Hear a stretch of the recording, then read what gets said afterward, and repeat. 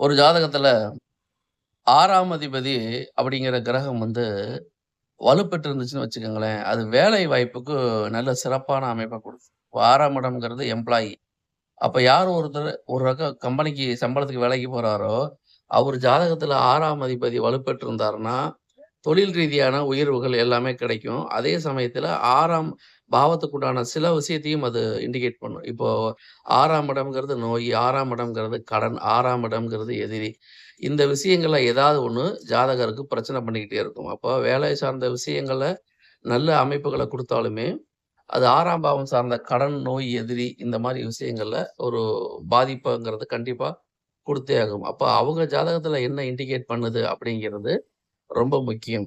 6ஆம் பாவம் வலுப்பெறதுங்கிறது வேலை சார்ந்த விஷயங்களுக்கு அது சூப்பரான பெனிஃபிட்ட தரும். அதே சமயத்துல மத்த 6ஆம் பாவத்துக்கு உண்டான இடர்பாடுகளையும் தரும் என்பது முழுக்க முழுக்க பொதுவான தகவல்.